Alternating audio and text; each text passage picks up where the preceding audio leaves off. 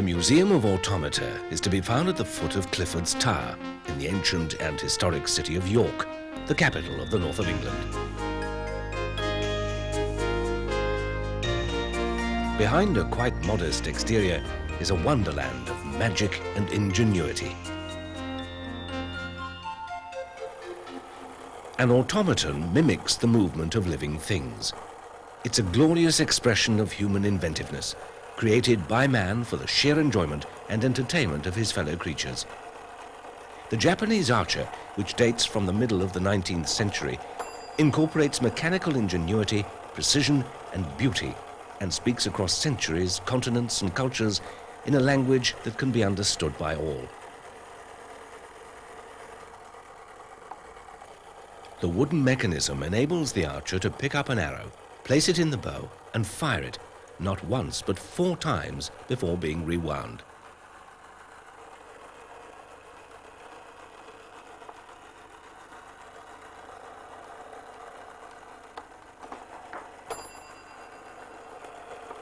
Claude the Clown is the museum's mascot and was made in France towards the end of the 19th century. The barrel on which Claude is perched acts as a sound box for the musical movement and, more importantly, conceals the clockwork mechanism. The shape of the cams determines the movement. As they turn on the shaft, they raise and lower levers that animate face and limbs. This technique has brought life to a host of almost human characters.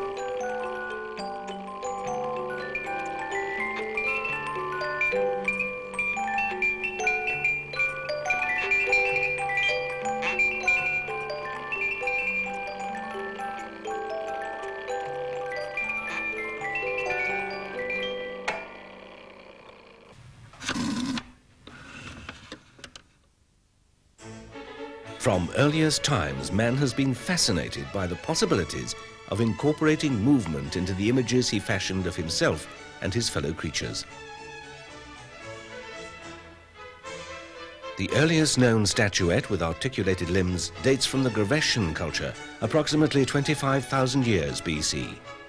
Figurines from ancient Greece and Rome employ simple pivots and drawstrings to bring them to life.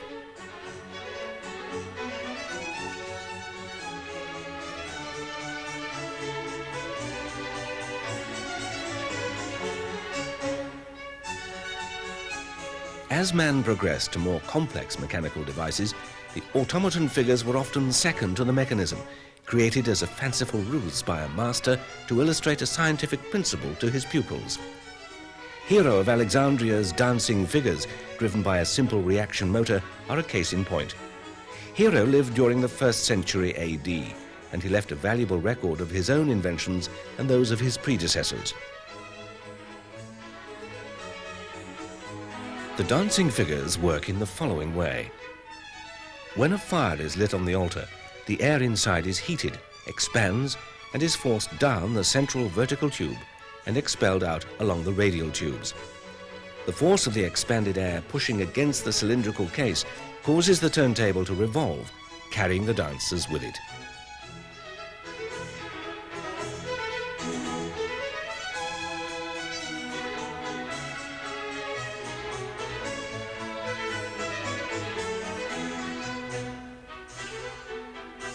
Hero recorded over 70 theorems, using pneumatics, hydraulics, and simple mechanics to create movement. His writings were to inspire engineers and scientists throughout the Middle Ages. By the 18th century, the singing birds of the ancient Greeks had progressed to the exquisite singing bird boxes of such master craftsmen as Bouguer and Rochat. Swiss watchmakers excelled in the manufacture of these tiny birds, refining their mechanisms until it was difficult to distinguish the real from the clockwork. Here the secret of life is revealed. Springs and cams move beak and wings, while bellows and a slide whistle the song. Sometimes such singing birds were concealed in more elaborate settings, such as this lady's nécessaire, also made in Switzerland. Spring-driven clockwork first appeared in the 15th century and provided an efficient portable source of motion which was to be exploited to the full over the next 4 centuries. This gold and jewel lute was made at the beginning of the 19th century. The strings are held in diamond pegs. The back is finely enamelled. Hidden inside is a dancer, moving to the accompaniment of two musicians playing a drum and a hurdy-gurdy.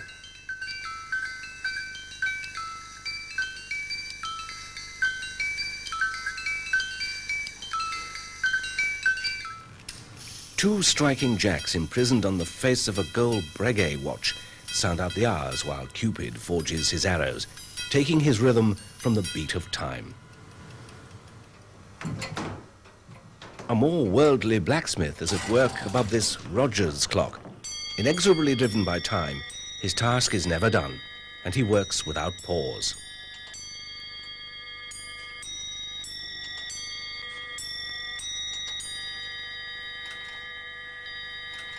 A striking jack sounds the hour.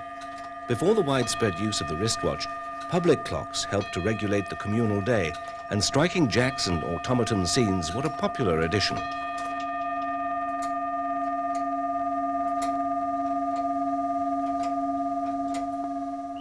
This magnificent 19th century mantel clock was made by Bontemps, primarily a maker of singing birds.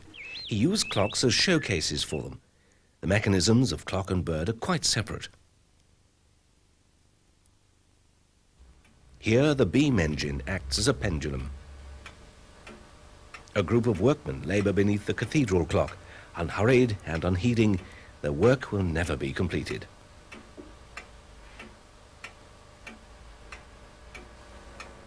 This magician performs his tricks on request, regardless of the hour. The objects on his table mysteriously change each time he raises the cones. A closer look may give the game away.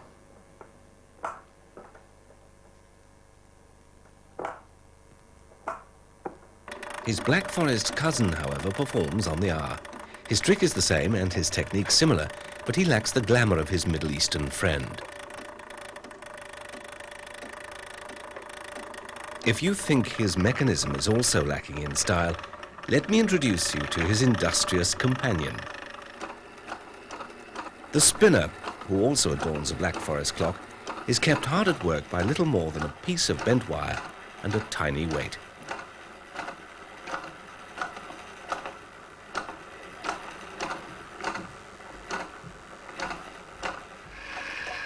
The potato eater is a favourite Black Forest folk character.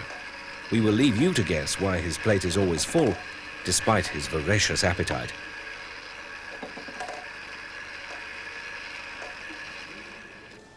Let us now turn to the work of the 19th century toy maker. Accessible to a far wider public and using cheap materials, there is perhaps no other field where man's mechanical ingenuity is more apparent. Interchangeable cams enable this tin clown to execute a number of sensitive drawings. Here he's deftly sketching a cockerel. An 18th century Japanese design inspired this 19th century tumbler. Mercury is the hidden ingredient, causing the little figure to flip over as it flows from torso to head. The golden boots of the Auto Peripateticus doll were patented in 1862 by the American Enoch Rice Morrison.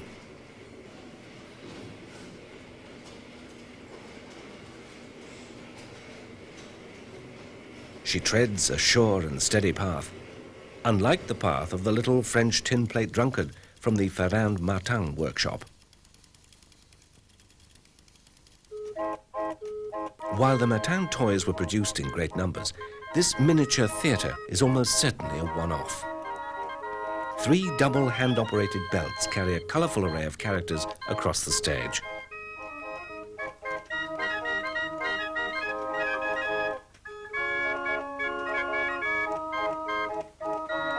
Each hand-coloured figure is mounted on a wheeled platform, and limbs are animated by fine wires linked to the wheels. During the Napoleonic Wars, French prisoners of war scattered in prisons around England transformed cookhouse bones into mechanical toys to trade for the luxury of soap or even a new pair of trousers. This little drummer is a fine example. Japanese Kobe toys show a macabre sense of humour and were made during the Meiji period for the Western market.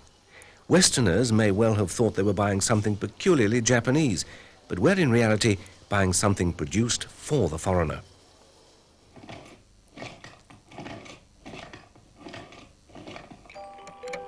Far removed from the cheap children's toys are the deluxe automata produced for an adult market during the second half of the 19th century.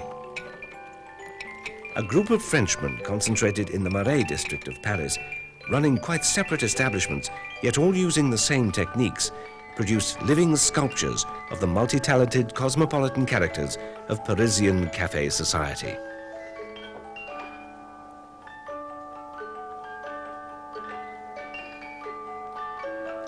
Not only was a whole range of facial expressions captured in papier-mâché or staff, but also the subtleties of hand and body movements.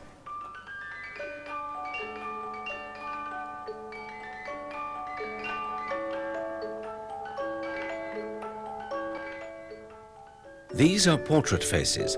Sculptors were employed to immortalize entertainers of the day, and mechanics animated these sculptures, enabling us to witness circus acts that were performed over 100 years ago.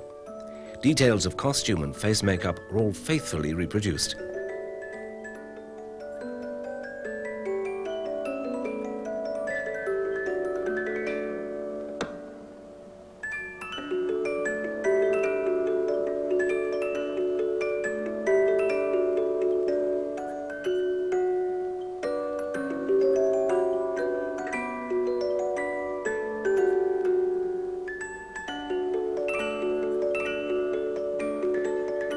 In an age before piped music and moving screen images, it must have been wonderful indeed to have a portable entertainer that could be switched on and off at will.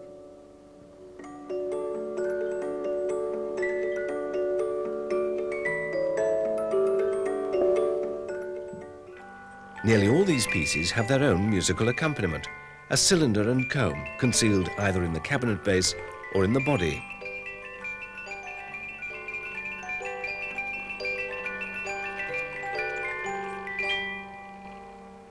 This clown sleeps whenever he gets the chance.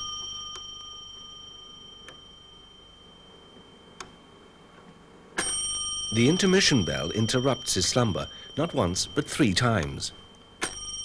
Reminds him of his audience and finally obliges him to start playing again. In this microcosm, anything is possible. A clown serenades the moon.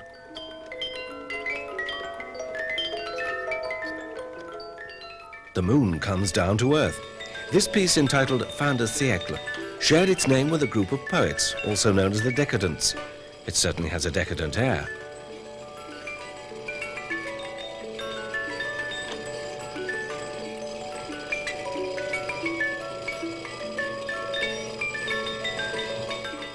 Smokers were a favourite subject.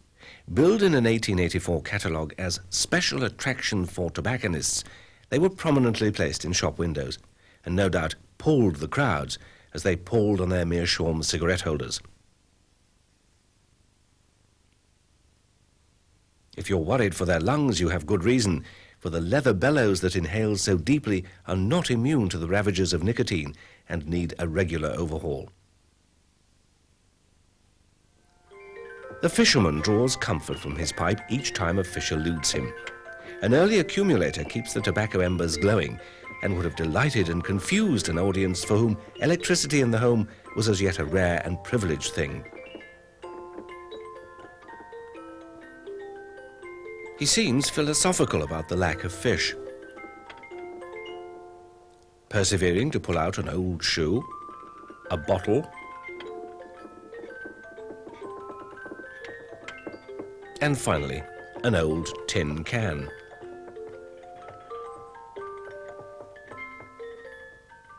What's this? An artist's impression of the fisherman? An automaton artist, of course.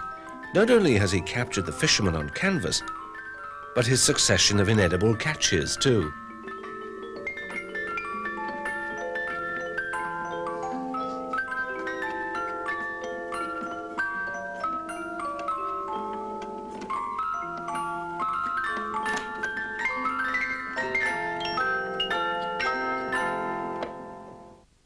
Bob and his learned pig is one of the pride and joys of the museum collection.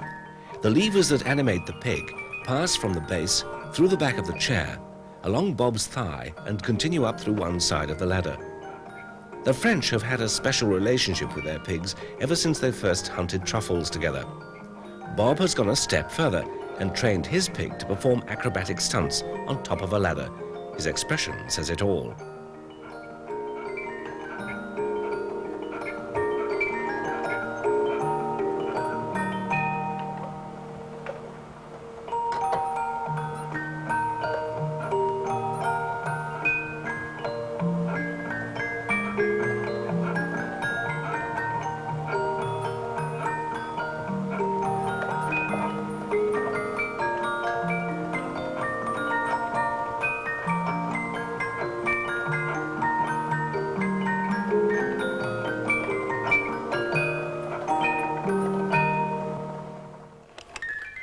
These two are from the Vichy workshop and appear side by side in the catalogue. They would have cost about 6 guineas each at a time when the average weekly wage was 24 shillings.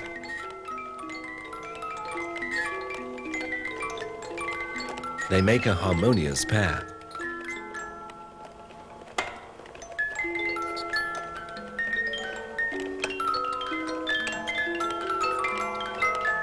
The banjo player will surely win over his ladylove, as will Pierrot his Columbine. The Pierrot writer is perhaps the most romantic piece. He turns up his lamp and writes to his beloved Columbine. Ma chère Colombine, My darling Columbine, le temps passe si vite time passes so que quickly même les années me paraissent that even the courtes. years seem short to me. Je t'aime encore I love you more davantage. than ever. Ton Pierrot pour toujours. Your Pierrot forever. Dream on, Pierrot. We all have a tale of unrequited love to tell.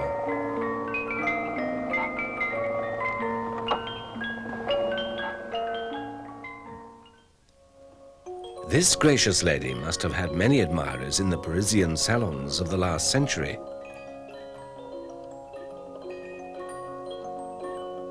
Her hands move in time with the music, and her breast rises and falls, simulating breathing.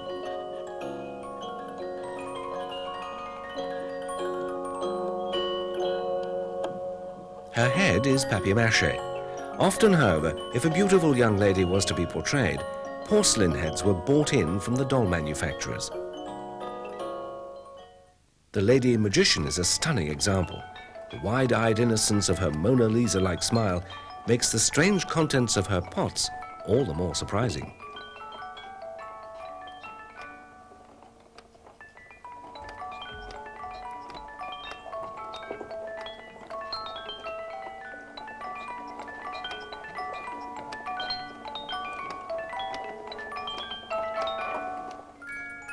These young ladies all have porcelain heads by Jumeau. The same gestures could be adapted to blowing kisses, smelling posies, lifting the lids of baskets, or in the case of the figure on the left, promoting perfume with a well-placed label.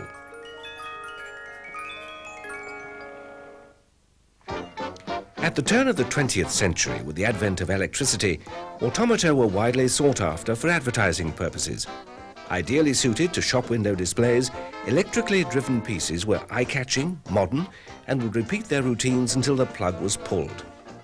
This was one of the last pieces to be made by the Falaibois firm, shortly before being taken over by the House of Descamps in 1925. It advertises the services of 8 qualified chiropodists, claiming that their operations are painless and offering a solution for sweaty and inflamed feet for a mere 3 francs 50.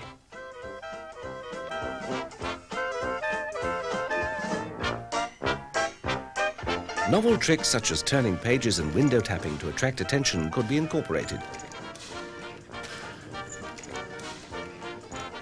The Jaff coffee drinker appeared in coffee shops and cafes all over Europe.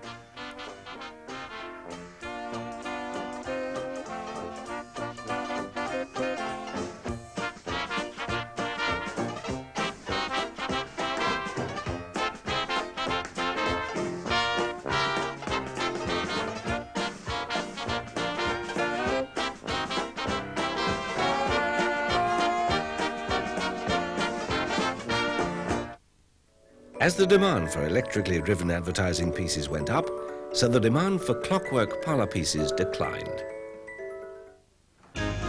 During the second half of the 20th century, a new breed of automata maker appeared.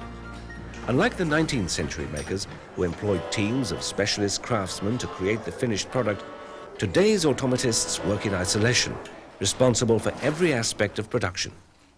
There are no rules. Orthodox materials are mixed with found materials and scrap.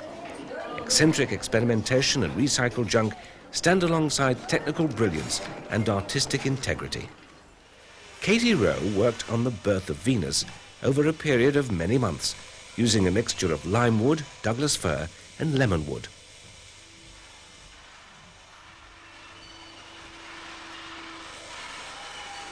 This demanding, time-consuming occupation is rarely profitable, and automatists tend to lead double lives, following more profitable pursuits during the day and beavering away in cellars and garden sheds after hours.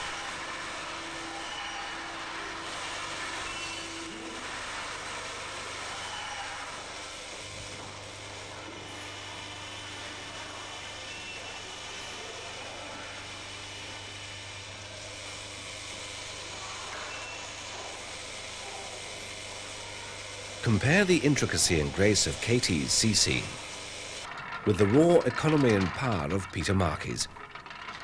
Made of undecorated DIY pine, it's both powerful and lyrical in its effect. The wonderful undulating motion, which is produced by helically arranged cams, is as pleasing from below as it is from above. Jan Zalud also leaves the wood undecorated, but works it to a satin smooth finish. Humour may be subtle, as in his boy with a girl on his mind, or honestly bawdy, as in Frank Nelson's Man in the Loo.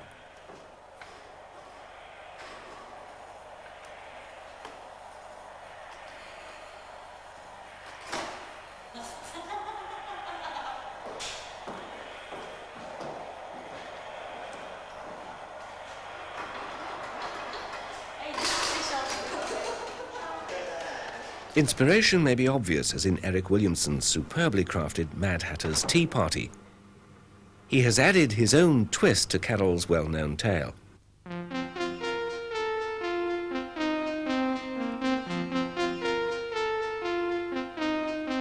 Lime wood is used for large-scale carving and pear, with its tight-knit grain, for smaller items.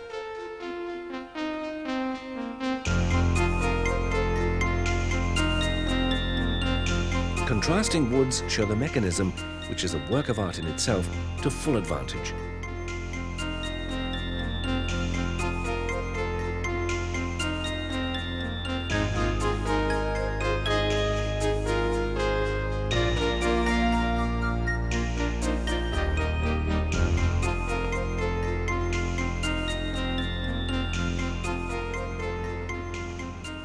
The inspiration for James Chedburn's Mad Professor's musical instrument is more complex.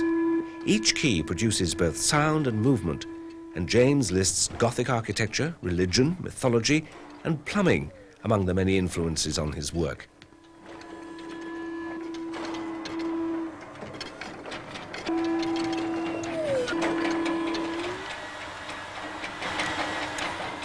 Here the instrument is more recognizable, but not always more tuneful. A 26-note spinet in the base of this automaton provides the sound for David Secret's music lesson. A jester and a harlequin struggle with some early English melodies.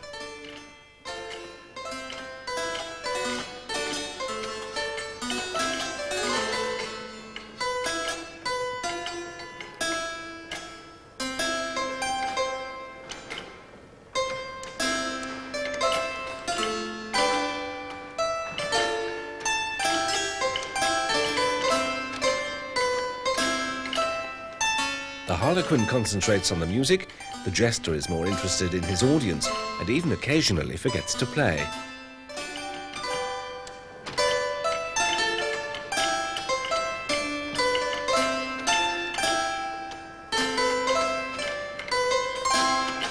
Political comment raises its head from time to time. Here, Frank Nelson makes clear his feelings about Maggie Thatcher's poll tax.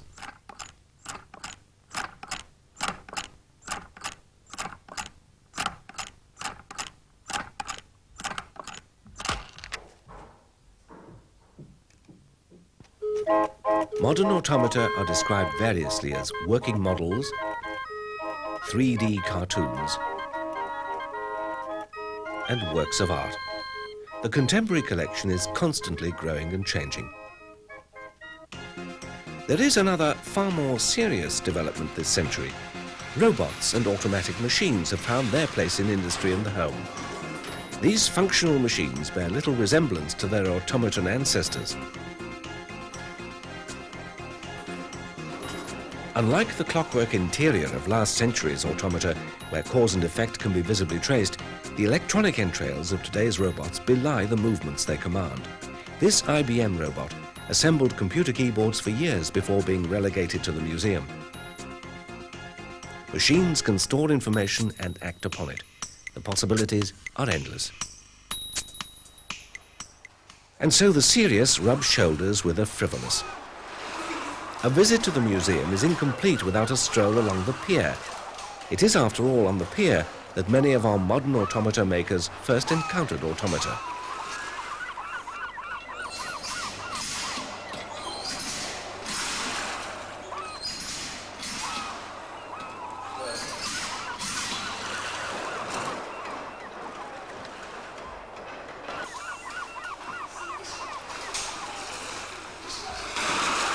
Every pier has its fortune teller, and this one is no exception. Madame Eva is her name.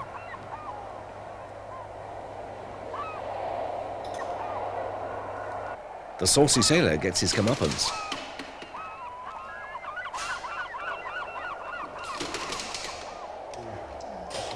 Big Bert Chaos has a dog called Order. It would be a tall order to order Big Bert to order. One of the last characters you will encounter as you leave the museum is the Laughing Man. Commissioned by a pharmaceutical firm to advertise a cure for kidney problems, is he trying to tell us that it's only his laughter that's infectious now? The Museum of Automata is above all a tribute to man's ingenuity and sense of fun. Out of the visions of our ancestors have appeared the robots of today, and along that pathway all manner of men have contributed.